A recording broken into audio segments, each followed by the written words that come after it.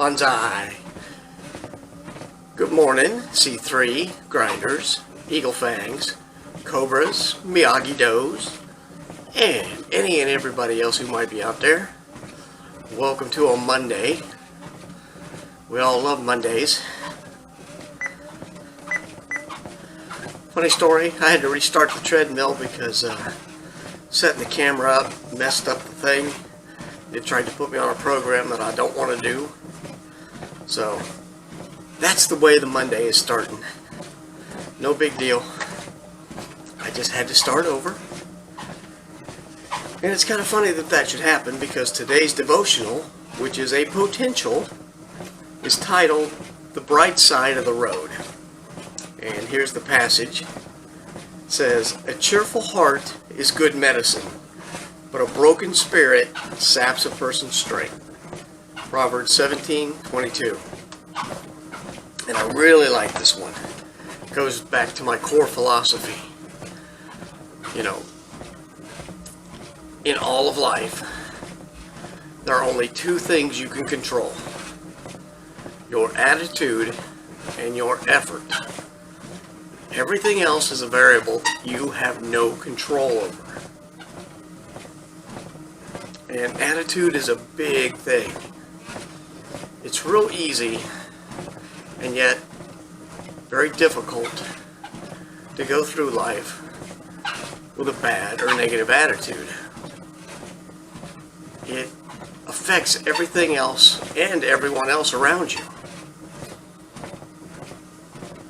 And it's difficult to be cheerful all the time, because we all have stresses and different things that come in and turn us off from the way we want to be, or at least most of us want to be. Some people, they thrive on being miserable, making others miserable.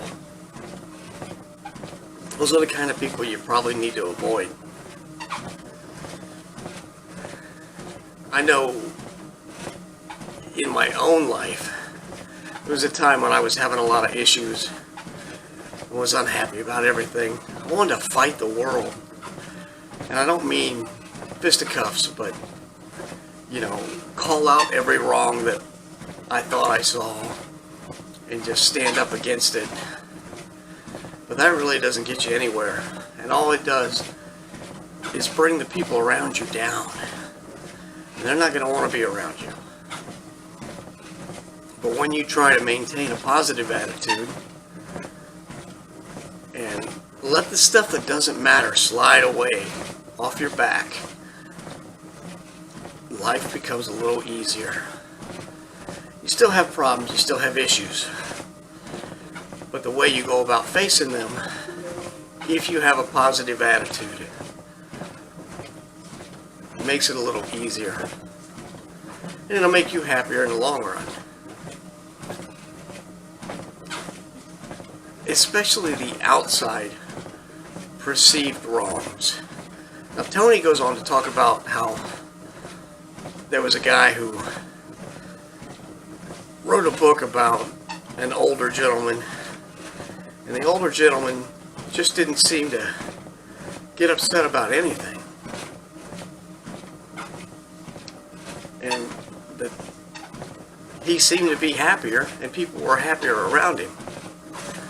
And as a specific example, they went to a baseball game, and a player threw a ball up in the stands for a little kid, and an adult lunged over, caught the ball, and kept it. And of course, that made a lot of people mad. We've seen this. I mean, there's been occasions where you can see the kid there, they're waiting to get the ball, and an adult comes in and snatches it away. And that is so crappy. But the older gentleman in the story, it's like, well, we don't know that guy's story. You know, maybe he's got his own kid at home. Maybe the kid is sick. Yeah, it could be anything. We're not here to judge. And he's got a point there. We don't know someone else's story. Now, it could be very well this guy's just a jerk and self-centered. It probably is that way. But that's not the way to make things better. If you're that upset about it, then you should do something yourself for the little kid that lost the baseball. I mean, in the end, it is just a baseball. And that's just going to become a memory for somebody. So you can easily replace that ball with a memory for said kid yourself. And I do believe generally when that happens in that scene, the home team goes and gives the kid an autographed ball or something like that. So things have a tendency to work out in the end anyway. Point being, don't let this outside negative stuff bring you down. Try to look for the good in people and be good yourself. Like I said, the only things you can control are your attitude and your effort. And if you keep both those positive and the best you can do, you're going to be a happier all-around person. Okay, that is the devotional for today. We're going to go in and do the workout in just a few minutes here. We're doing the same set of exercises. I looked into maybe doing one of their programs that come with Tonal, but for the 3-day-a-week programs, it's not something I want to do at this time. And I don't want to change from the 3-day-a-week lifting, because the other 2 days during the week, I do Taekwondo, and I don't want to overtrain things at this point. I like to do some cardio and some stretching on my off days. So that's where I stand with this. I have yacked on long enough, so I'm going to shut this off. And when we see you next, we'll be in the Bat Cave doing the workout. Bonsai. Bonsai. Welcome back, grinders. C3, Cobras, Eagle Fangs, Miyagi-Dos, and the rest. Okay, we're up to set 3 here. I'm telling you, this thing is working me. I got the blood pumping, the sweat is going. You probably wouldn't want to be in here right now. But hey, I'm pumped. We're going to get it going. Let's do this final set. Pop the tunes in. I love these skull candies. They're great.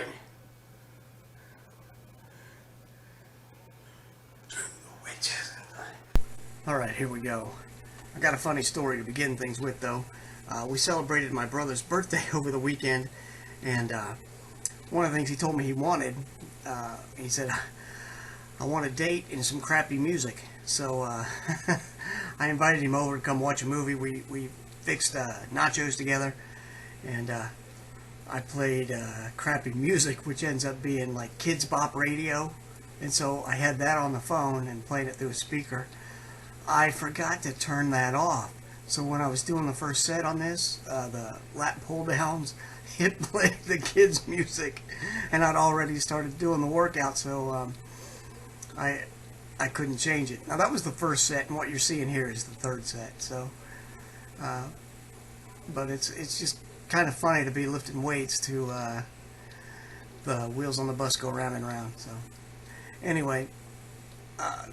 I'm really enjoying this workout in this machine. I think it is fantastic. And I am struggling so much right here with these bicep curls. I decided to put on a weight belt because, you know, the lower back is still tender, I'll say. I still feel a little bit of issue there. So I put the weight belt on. I think it's helped a little bit. And as odd as it sounds, I changed out my pillow, and I think that actually helped overnight.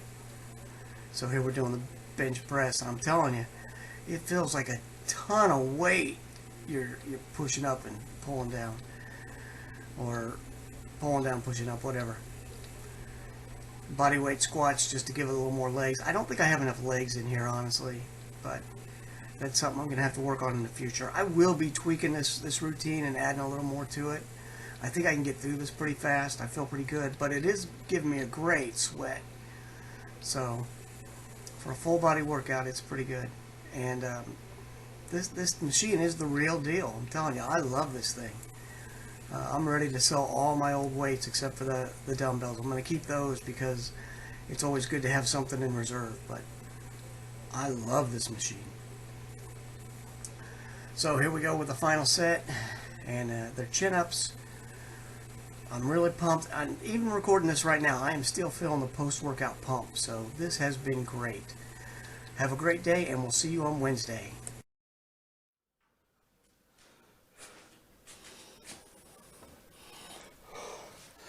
All right, Bonsai, welcome back. Great workout. We only had 147 more pounds, so I didn't add a lot of weight, but that's still 147 more than what I did on Friday. So it keeps going up. We'll go ahead and put done on here. My strength score is up to 535. And you can see, started way down here. We're up 10.5% in a month. So that's pretty good. Anyway, it's time for me to get in the shower. Have a great day. We'll see you on Wednesday. Bonsai.